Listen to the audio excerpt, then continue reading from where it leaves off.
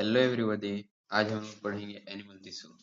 Animal tissue उसे कहते हैं जो एनिमल सेल से मिलकर बना होता है और स्पेसिफिक फंक्शन परफॉर्म करता है। एनिमल टिश्यू को मेनली हम चार भाग में क्लासिफाई करते हैं। पहला एपिथेलियल टिश्यू, दूसरा कनेक्टिव टिश्यू और तीसरा मस्कुलर टिश्यू और चौथा नर्वस टिश्यू। यही चार टॉपिक के बारे में हम आज डिटेल में डिस्क्राइब पढ़ेंगे। और हम लोग का फर्स्ट टॉपिक चलिए देखते हैं एपिथेलियल टिश्यू। एपिथेलियल टिश्यू जो हम ये प्रोटेक्ट करता है हमारे बॉडी को फ्रॉम इंजरी। कवरिंग होता है जैसे ह्यूमन बॉडी है, इसका हाथ देखिए, ये जो इसके ऊपर स्किन के ऊपर जो भी टिश्यू रहता है उसे हम एपिथेलियल टिश्यू कहते हैं। ये और ये प्रोटेक्ट कवरिंग करता है हमारे आउटर बॉडी को और बहुत सारे कैविटीज में प्रेजेंट होता है। कैविटीज मतलब खाली स्थान, खाली जगह हम बोल सकते हैं इसको। और उसके बाद हम चलिए देखते हैं और ये कहाँ कहाँ पे रहता है। ये हमारे लोकेशन देखिए, स्किन पे रहता है। लाइनिंग ऑफ माउथ, जो हमारे मुंह के अंदर रहता है उसे हम लाइनिंग कहते हैं, इनर लाइनिंग जो चिकना रहता है। ब्लड वेसल्स, इसमें ब्लड पास होता है। Lungs, alveoli. एल्वोलाई हम 10 क्लास में इसको पढ़ते हैं। इसके बारे में हमको अभी नहीं जानना, बस इतना याद रखिएगा ये एल्वोलाई में पाया जाता है। उसके बाद चलिए देखते हैं ये जो इनके जो सेल होते हैं, देखिए टाइटली पैक दिखा रहे हैं, इसके बीच में कोई गैप नहीं है, इसीलिए हम इसको टाइटली पैक सेल कहते हैं। इसमें कोई इंटरसेलुलर स्पेस प्रेजेंट नहीं होता है। चलिए उसके बाद देखते हैं हम लोग द परमेबिलिटी एपिथेलियल सेल। जो हम लोग यहाँ पे देख रहे थे, मतलब जो भी सेल होता है उसके बीच में सीमेंटिंग मटेरियल, जैसे हम लोग घर बनाते हैं तो दो ईंटों के बीच में जो सीमेंट रहता है, ये ऐसे ही यहाँ पे एक तो लिक्विड पाया जाता है। चलिए उसके बारे बाद में हम देखते हैं जो हमेशा जो एपिथेलियल टिश्यू होता है एक बेसमेंट में, देखिए यहाँ पे भी आपको दिखाई दे रहा है ये टिश्यू है, नीचे जो लाइन है उसे हम बेसमेंट कहते हैं। यहाँ पे भी देख लीजिए, यहाँ पे भी बेसमेंट है, बेसमेंट। चलिए अब हम एपिथेलियल टिश्यू के टाइप्स के बारे में बात करते हैं।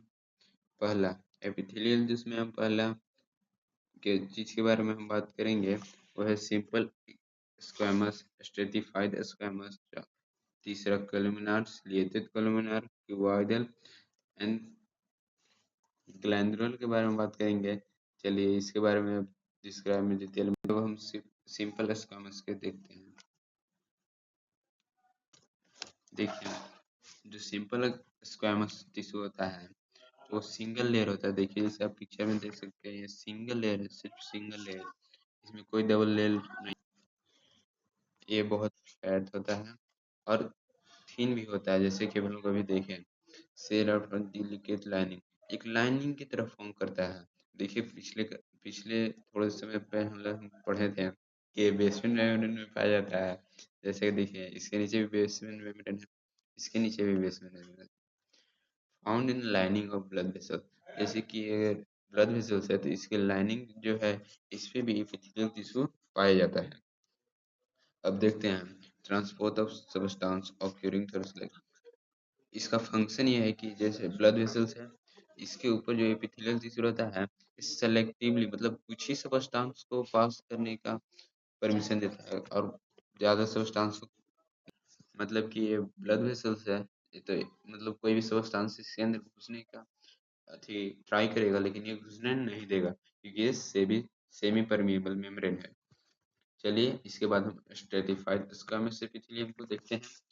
In this cells are arranged mainly layer, जैसे इस सिंपल स्क्वैमस में एक सिंगल लेयर रहता था, लेकिन इसमें बहुत सारा लेयर है, देख रहे हैं आप, गिन नहीं सकते हैं, इसमें बहुत सारा लेयर है।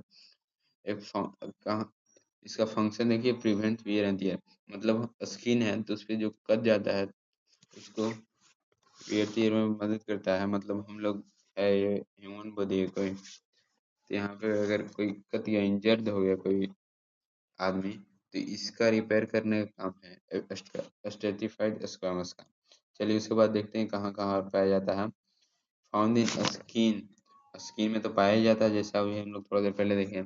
Lining of mouth and oesophagus, oesophagus किससे, जैसे कोई इंसान है इसके अगर हम लोग सांस लेते हैं जिसके द्वारा अगर O2 अंदर जाता है ना, उसी को उसको फिक्स करते हैं।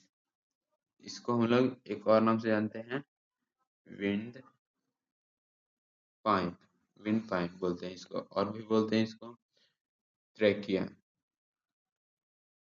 जहाँ तक मेरी संभावना है, आप सब इन दोनों के बारे में अच्छे से डिटेल में जान चुके होंगे। चलिए हम अगले टॉपिक पे जाते हैं, जो कि है कोलुमिनार एपिथेलियल टिश्यू। चलिए इसके बारे में हम अब डिटेल में पढ़ते हैं। एक सेकंड रुकिएगा। चलिए इसके बारे में पढ़ते हैं।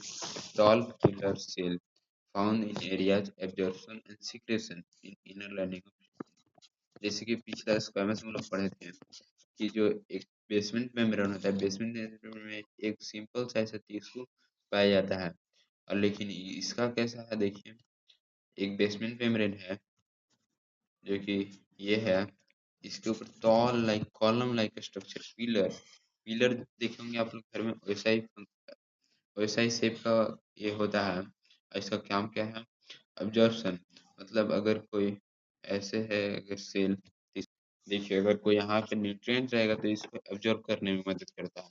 और ये कहाँ पे पाया जाता है, हमारे कहाँ पे पाया जाता है, हमारे स्मॉल इंटेस्टाइन, जैसे पेट है, यहाँ पे जो पाया जाता है सेल, उसे ही कोलुमिनार एपिथेलियम जैसे कहते हैं। The facility movement across the epithelial. तो हम लोग देखें कि ये कैसे एब्जॉर्प्शन में मदद करता है। उसके बाद चलिए हम लोग अब देखते हैं सिलिएटेड कोलुमिनार। सिलिएटेड कोलुमिनार विद सिलिया, मतलब इसमें जो था सिंपल पिलर लाइक स्ट्रक्चर है, लेकिन इस पे आपको दिखाई दे होगा ये हेयर लाइक स्ट्रक्चर। मैं आपको दूसरे पे से दिखा देता हूँ ताकि आपको क्लियर हो जाए। जो यहाँ पे आपको दिखाई दे रहा है ऊपर ऊपर, जो इसमें नहीं है, उसी को सिलिया हम कहते हैं। देखिए जैसे पिलर लाइक स्ट्रक्चर है, इसके ऊपर अगर हम छोटे छोटे हेयर लाइक स्ट्रक्चर उसको बना दें, उसी को हम सिलिया कहते हैं। ये हम लोग प्रीवियस चैप्टर में पढ़ चुके होंगे। अगर आपको ये नहीं पता है तो आप जाकर हमारे पिछले वीडियो में जाकर देख सकते हैं। चलिए तो आप लोग समझ गए सिलिया क्या होता है। हेयर लाइक प्रोजेक्शन होता है, जैसा कि हमने अभी आपको बताया। Found in respiratory tract where the cilia moves forward, मतलब आप लोग देखे होंगे रिस्पिरेटरी सिस्टम, आप लोग 8 क्लास में 7 क्लास में पढ़े होंगे। उसका स्ट्रक्चर कुछ इस प्रकार होता है, मतलब ये आपका थोड़ा सा गलत हो गया है।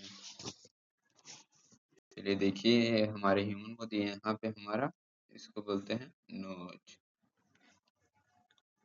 और यहाँ से म्यूकस, मतलब हम जो रिस्पिरेटरी सिस्टम है उसमें अगर हम O2 को अंदर लेते हैं, उसको अंदर जाने में प्रॉब्लम ना हो, उसी के जो पैसेज होता है, एयर पैसेज, उसको क्लीन करने में मदद करता है। ये सीलिया लाइक स्ट्रक्चर है, ऐसे सीलिया है, तो यहाँ पे कोई पार्टिकल रहेगा तो मूवमेंट के द्वारा ये इसको आगे भेज देता है, जो कि हमारे एयर पैसेज को क्लीन करने में मदद